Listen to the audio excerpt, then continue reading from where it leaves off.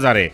Talibé Bari, on reste cette fois-ci sur le crime du 28 septembre, le G5 qui est favorable à une justice indépendante et impartiale. C'est à travers un communiqué qui a donc été publié à cet effet.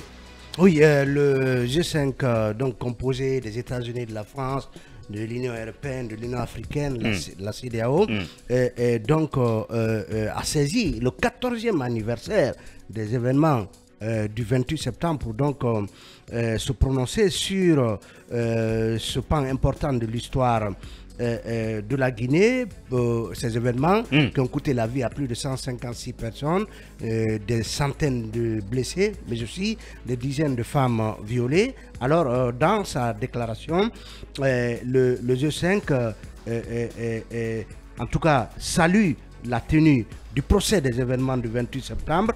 Et ils disent par exemple, nous prenons acte des progrès accomplis dans la quête de justice pour les victimes.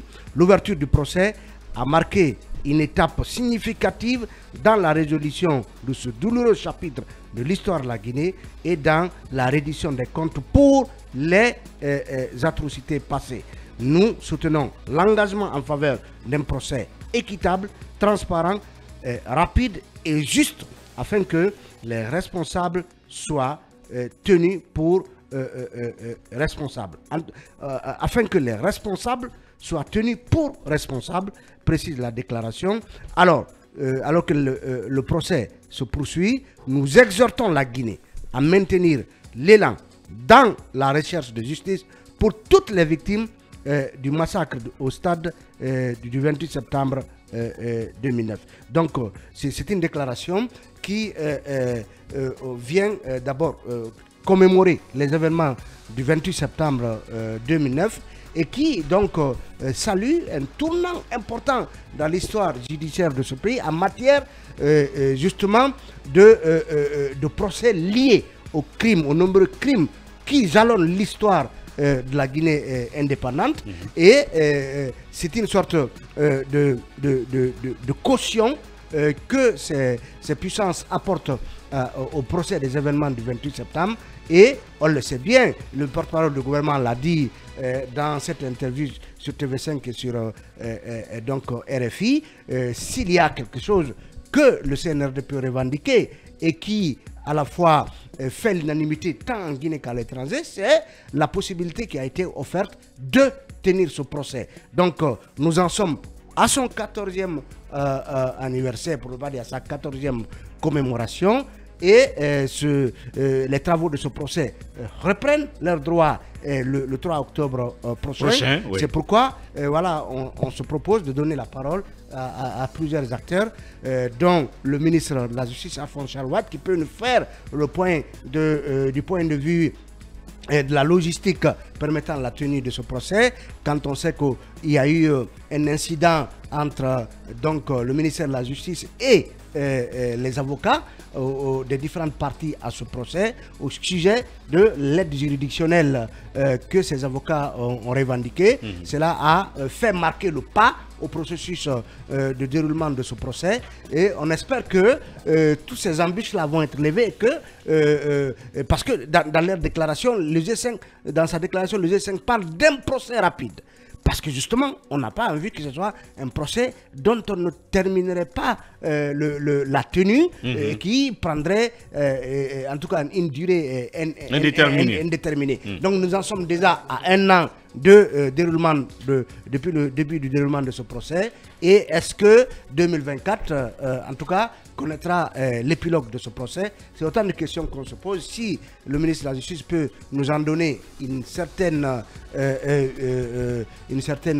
en tout cas, lecture, une certaine projection, voilà, cela rassurerait les uns et les autres par rapport à la poursuite sans anicroche de ce procès. Bien, oui, merci Talibé Bari d'avoir planté le décor justement en parlant de bilan, puisque effectivement ça fait un an jour pour jour que ce procès a été lancé avec beaucoup d'ambition et une unanimité autour donc de la volonté politique du CNRD. Donc aujourd'hui, quel bilan peut-on faire de ce procès? Et là-dessus, on tente de joindre le ministre Charles Ouatt. Il paraît que ça sonne, il ne prend pas. À sa suite, nous prendrons Maître Amadou DS Ba aussi, qui donc va porter avocat de la partie civile, son regard sur ce bilan. Maître Pépé Antoine, également de l'autre côté, avocat de Moussa Dadis Camara, qui vont successivement porter leur regard en termes de bilan. Alors oui, restons sur ce communiqué donc de ces puissances-là, cabinet qui par ailleurs aussi sont sollicités pour appuyer ce processus-là. Et d'ailleurs, il y a la question de l'appui financier parce que il avait dit, Charles Ratti, à un moment donné, ses partenaires internationaux ont annoncé des fonds qui à un moment donné, jusqu'à la demande des avocats de leur payer l'argent qui leur était dû, il disait justement que ces partenaires n'avaient absolument rien donné. Tout était le fruit jusqu'à date de l'effort même du gouvernement guinéen en termes de finances, en termes de moyens.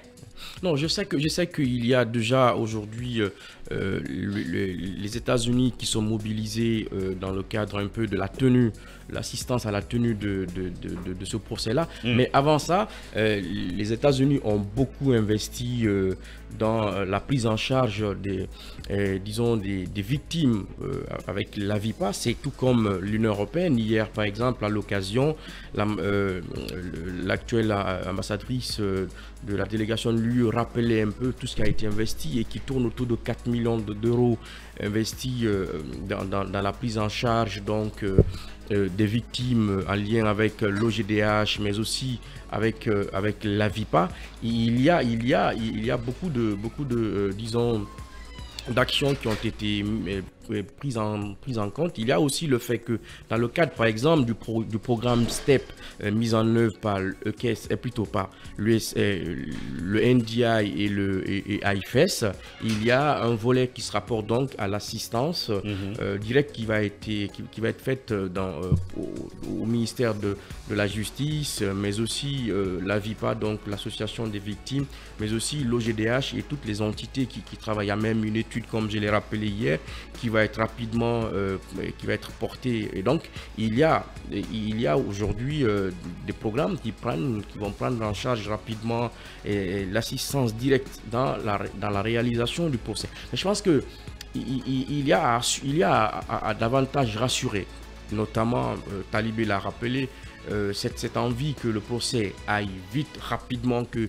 cela ne soit pas, on ne dit pas qu'il va être bâclé, mais que l'on évite par exemple des blocages comme les blocages que le procès a connus depuis tout ce temps. Notamment sur la fameuse question d'aide juridictionnelle qui avec a pratiquement les avocats. bloqué le processus. Puis vous avez aussi aujourd'hui le fait que les magistrats soient en grève, et soient en débrayage plutôt.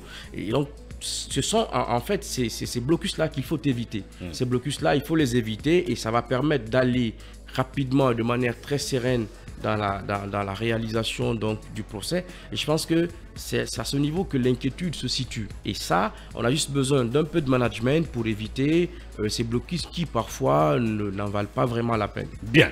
Oui, Diarraï, on a 1 minute ou 30 secondes pour terminer. On a vu ce communiqué donc, du G5.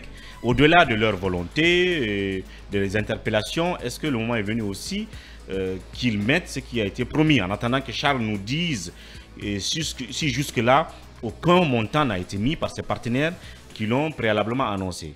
Oui, il est très important de mettre à la disposition de l'argent puisque nous avons vu tout ce que cela a occasionné dans le cadre de l'organisation du procès du 28 septembre, qui est un procès historique.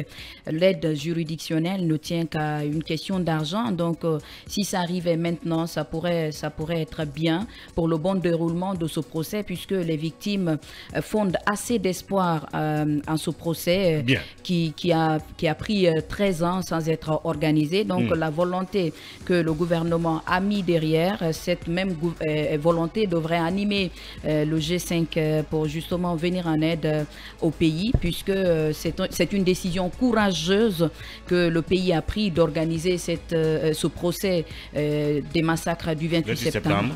Merci beaucoup, Diarraï Guirassy. C'était un peu le regard qu'on pouvait porter sur ce communiqué collectif donc, du G5 à l'occasion de 1 an du lancement du procès lié au massacre du 28 septembre. La partie bilan, nous l'aborderons après la pause et on tentera de joindre le ministre de la Justice là-dessus et d'autres acteurs liés justement à ce procès-là. Le temps justement de la pause pour les infos. tenez-vous bien, tenez votre position d'écoute, j'allais dire. On se retrouve tout à l'heure.